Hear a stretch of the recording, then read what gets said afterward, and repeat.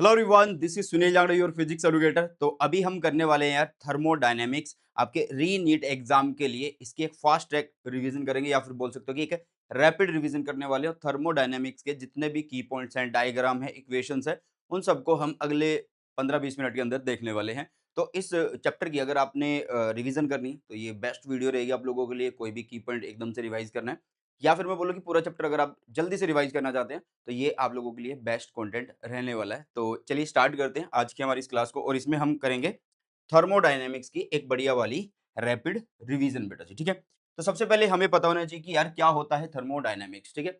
What is the thermodynamics बेटा जी? The branch of physics will deal with the study of transformation. Transformation of किसका? Energy, heat energy into other form, या फिर आप बोल सकते हो वाइस वर्सा, ठीक है। थर्मोडायनेमिक्स में हम क्या पढ़ते हैं? स्टडी करते हैं ट्रांसफॉर्मेशन ऑफ किसका? हीट एनर्जी का इनटू अदर फॉर्म, या फिर वाइस वर्सा आप लोग बोल सकते हैं। ये थर्मोडायनेमिक्स कहलाता है, ठीक है बेटा। थर्मोडायनेमिक्स में कुछ टर्म्स आती हैं बेटा जी, वो बहुत ज्यादा इंपॉर्टेंट है। अगर आप टर्म्स समझ लोगे तो चैप्टर आसान लगेगा आप लोगों को, ठीक है। चलिए, तो इसमें जो टर्म है सबसे पहले हम देखते हैं थर्मोडायनामिकल सिस्टम। ये क्या होता है? ये एक असेंबली है बेटा जी, ठीक है। ये क्या है? एक असेंबली है, और इस असेंबली में क्या होता है? Extremely large number of particles होते हैं, ठीक है, विच is capable of exchange of energy. ठीक है, समझ में आया कि थर्मोडायनामिकल सिस्टम अगर मैं तुम्हें बताऊं तो ये क्या है? एक असेंबली है जिसमें क्या है? Extremely large number of particles हैं, which is capable of exchange of energy with its surrounding is called क्या भाई? Thermodynamic system. इसको क्या बोलते हैं? थर्मोडायनामिक सिस्टम हम यहाँ पे बोलते हैं बेटा जी, ठीक है।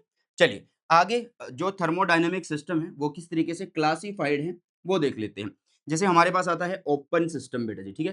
क्या आता है? Open system. ओपन सिस्टम क्या करता है? It exchanges both energy and matter with the surrounding. समझ में आ गया? मतलब ओपन सिस्टम में ये क्या कर सकता है? एक्सचेंज कर सकता है एनर्जी और मैटर को सराउंडिंग के साथ। अगर हम बात करें क्लोज्ड सिस्टम की, तो इट एक्सचेंजेस ओनली क्या भाई? एनर्जी, मैटर नहीं। ये याद रखना, ये याद याद रखना, मैटर नहीं होता इसमें, ठीक है। नेक्स्ट आता है बेटा जी आइसोलेटेड सिस्टम।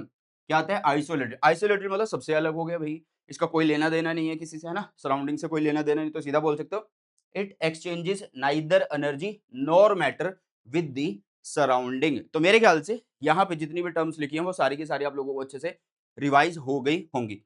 चलिए नेक्स्ट देखते हैं। नेक्स्ट हमारे पास आता है थर्मोडायनेमिक पैरामीटर्स, या फिर आप बोल सकते हो कोऑर्डिनेट्स, या फिर बोल सकते हो बेटा जी वेरिएबल्स, ठीक है। क्या बोल सकते हो? वेरिएबल।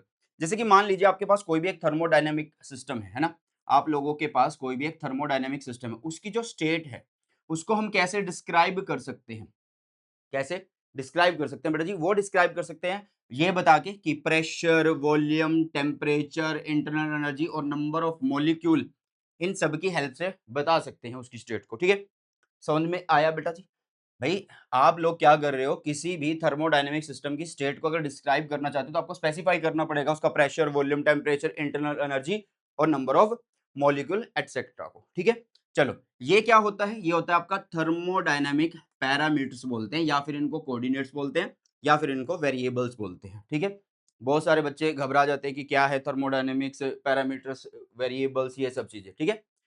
समझ में आया? चलो, द स्टेट वेरिएबल जो हैं वो क्या हो सकते हैं? वो एक्सटेंसिव हो सकते हैं या इंटेंसिव हो सकते हैं इन नेचर। अब ये एक्सटेंसिव इंटेंसिव क्या है वो एक बार से देख लेते हैं। ध्यान से देखिएगा सभी। जो आप लोगों के पास एक्सटेंसिव स्टेट वेरिएबल्स होते हैं वो क्या होते हैं? ये डिपेंड करते हैं बेटा जी किसके ऊपर? साइज ऑफ द सिस्टम के ऊपर। जैसे कि एग्जांपल के तौर पे volume, total mass, internal energy, इन सब के ऊपर ये डिपेंड करते हैं। अगर हम बात करें इंटेंसिव स्टेट की, इंटेंसिव स्टेट वेरिएबल्स की, तो ये कैसे वेरिएबल होते हैं? ये ऐसे वेरिएबल होते हैं जो डू नॉट क्या करते हैं? Depend on the size of the system.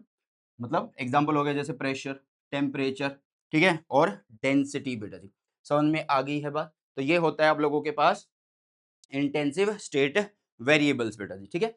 Next हमारे पास आता है थर्मल इक्विलिब्रियम। इसके बाद जीरो लो आएगा, तो ये टर्म इंपॉर्टेंट है आप लोगों के पास, ठीक है, कि थर्मल इक्विलिब्रियम क्या होता है।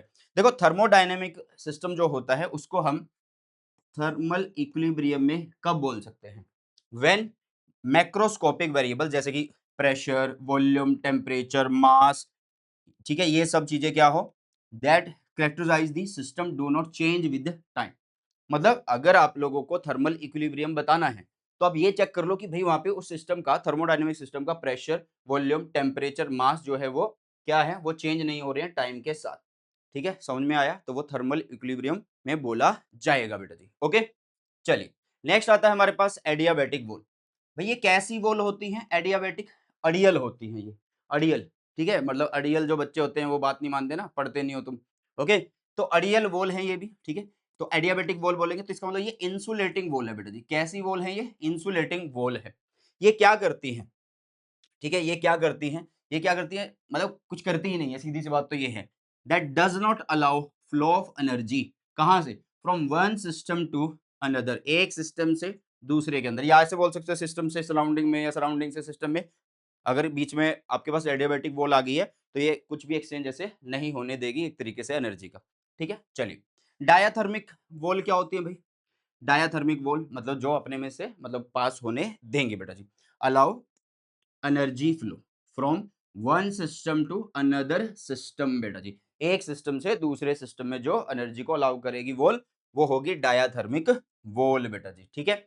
अब आ जाते हैं वर्क डन के ऊपर, मतलब कई बार क्वेश्चन बनता है वर्क डन के ऊपर। ठीक है?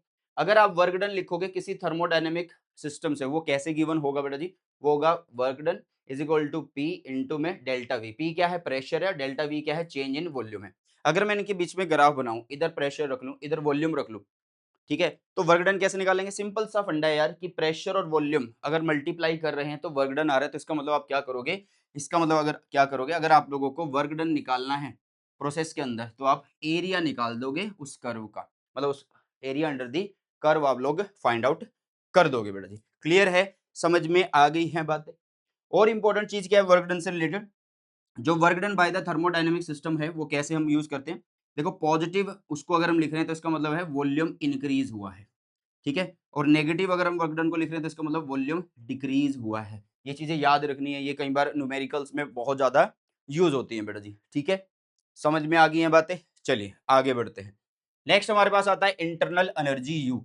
क्या होता है यार internal energy? What is the internal energy? ध्यान से समझना, ये क्या है?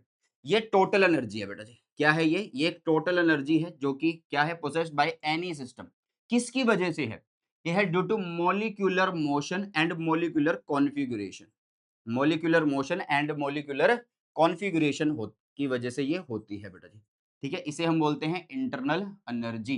क्या बोलते हैं इसे? इंटरनल एनर्जी बोलते हैं बेटा। मेरे ख्याल से सभी को इतना समझ में आ गया होगा जितना अभी तक हमने रिवाइज़ किया है। ठीक है? चलो जी। ठीक है? चलो। तो जो इंटरनल एनर्जी है एक्चुअल में वो किस पे डिपेंड कर रही है? ठीक है? It depends on this temperature. ठीक है? किस पे डिपेंड कर रही है भाई? टेम्परेचर पे डिपेंड कर रही है। ओके? समझ में आया? ये क्या है? एक तरीके से आप प्रॉपर्टी बोल सकते हो किसकी? स्टेट ऑफ द सिस्टम की। कि सिस्टम जो आपका किस स्टेट में है, वो इंटरनल एनर्जी से भी पता लगाया जा सकता है। वो इंटरनल एनर्जी से भी पता लगाया जा सकता है बेटा जी। नेक्स्ट आता है zeroth law. Zeroth law of thermodynamics क्या कहता है? ये सिंपल है। इन्होंने बोला कि हमने 3 सिस्टम लिए, ठीक है? हमने माना कि टीए का टेम्परेचर टीसी के बराबर है। और इसी तरीके से बी का टेम्परेचर टीसी के बराबर है। तो कॉमन सी बात है कि टी और टीबी जो होंगे उनका टेम्परेचर भी बराबर हो जाएगा। बस ये बात आप लोगों को याद रखनी है। मतलब अगर 2 सिस्टम ऐसे देखो, टी और टीसी और टीबी और टीसी थर्मल इक्विलिब्रियम में अगर हैं, तो टी और टीबी भी थर्मल इक्विलिब्रियम में होंगे। जीरोथ लॉ हमें ये बताता है बेटा जी। ठीक है? नेक्स्ट हमारे पास आता है first law of thermodynamics. First law of thermodynamics क्या बताता है? सुनो। थोड़ा-सा डेफिनेशन भी मैंने लिखी हुई है, मतलब यहाँ पे लगाई हुई है आप लोगों के लिए, तो ध्यान से सुनना।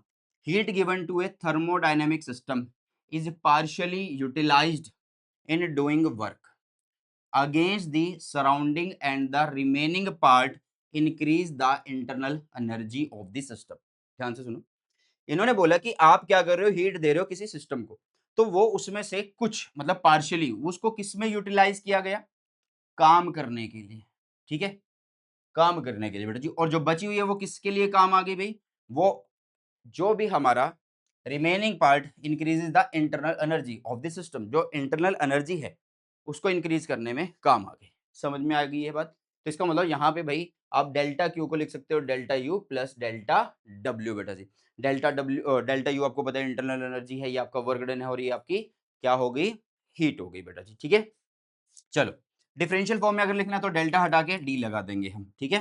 तो फर्स्ट लॉ ऑफ थर्मोडायनेमिक्स एक तरीके से क्या है, is a restatement of the principle of conservation of energy, ठीक है। भाई आपने जितना इसको हीट दिया, एनर्जी दी, तो इस तरीके से इस पार्ट में डिवाइड हो गया। समझ में आ गई बात? चलो आगे बढ़ते हैं। नेक्स्ट आ जाता है हमारे पास आइसोथर्मल प्रोसेस। बेटा जी क्या आता है? आइसोथर्मल प्रोसेस, और एक आता है एडियाबैटिक प्रोसेस, ठीक है। क्या आता है? आइसोथर्मल प्रोसेस, और फिर आता है एडियाबैटिक प्रोसेस। ये होता क्या है, ध्यान से सुनना है। जो आप लोगों का आइसोथर्मल प्रोसेस है, ठीक है, इसमें क्या होता है, आइसोथर्मल है तो मतलब इसमें यह है कि टेम्परेचर जो वो कांस्टेंट ही रहेगा भाई। आइसोथर्मल है, आइसो मतलब आइसोलेट हो गया थर्मली, ओके, तो इसका मतलब इसका टेम्परेचर क्या है, कांस्टेंट। अगर टेम्परेचर कांस्टेंट है तो हीट सॉरी इंटरनल एनर्जी में कोई बदलाव नहीं आ रहा, क्योंकि इंटरनल एनर्जी टेम्परेचर पर डिपेंड करती है ना, तो चेंज तो कोई आ नहीं रहा उसके अंदर, ठीक है। तो डेल्टा यू कितना है, 0। तो इसका मतलब पीवी को आप बोल सकते हो कांस्टेंट है भाई साहब। PV is equal to NRT, R constant है, एन जो भी नंबर दे रखे होंगे मोल्स के, टी हमने कांस्टेंट कर ही दिया, तो इसका मतलब पीवी कांस्टेंट के बराबर है। तो आप ऐसे भी लिख सकते हो कि P initial V initial is equal to P final V final, ठीक है। अगर मैं P और V के बीच में ग्राफ बनाऊं तो ग्राफ ऐसा बनेगा, क्यों? अरे भाई अगर ये कांस्टेंट है तो यहां से आप देखो ध्यान से कि P is inversely proportional to V होगा। अगर V इंक्रीज हो रहा है तो P डिक्रीज हो रहा है ना? तो ग्राफ कुछ इस तरीके से आने वाला है बेटा जी। ओके, चलो तो फर्स्ट लॉ के अकॉर्डिंग देखें तो डेल्टा Q होता है delta U plus delta W। तो डेल्टा U तो 0 हो गया, तो इसका मतलब डेल्टा Q जो है वो काम करने के काम आ गया, ठीक है।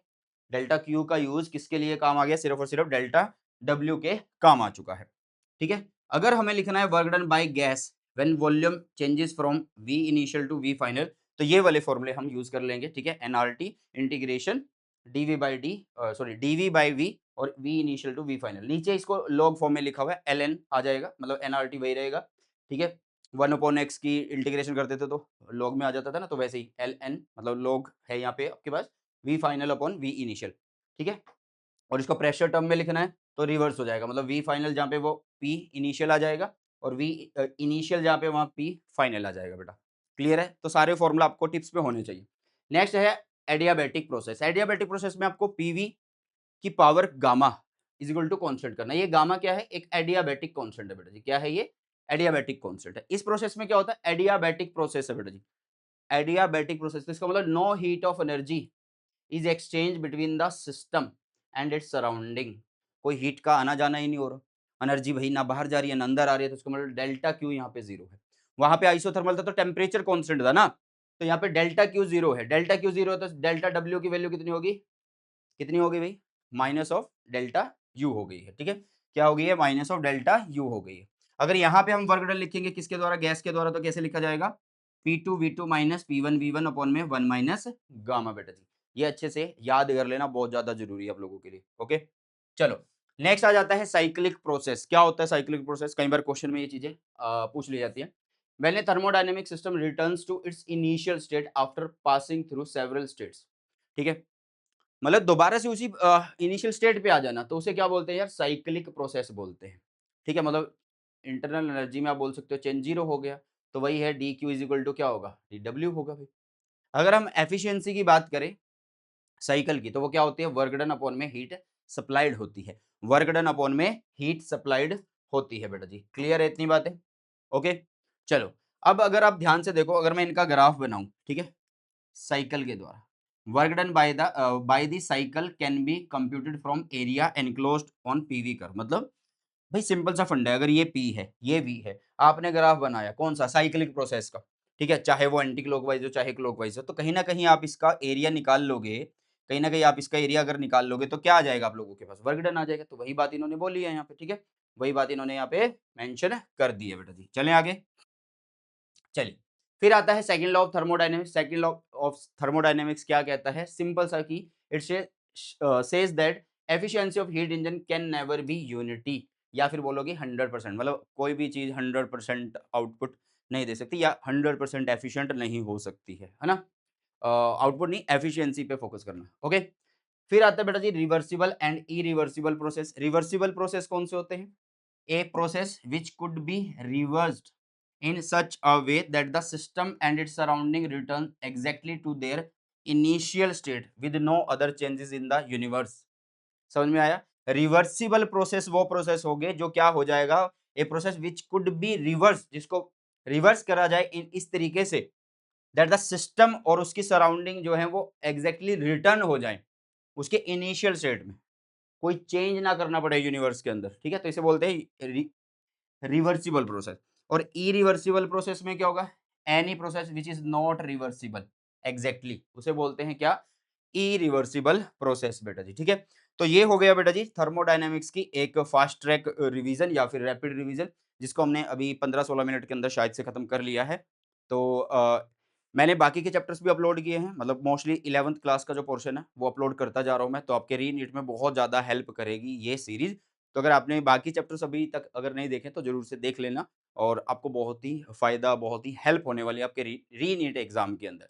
तो आई होप कि ये वीडियो आपने पूरी देख ली और मज़ा आया होगा। अगर मज़ा आया है तो इस वीडियो को अपने सभी फ्रेंड्स के साथ शेयर करना। अगर आप चैनल पे नए हैं तो चैनल को सब्सक्राइब ज़रूर से कर लीजिएगा। मिलते हैं नई वीडियो में। सो बाय, टेक केयर। जय हिंद, वंदे मातरम।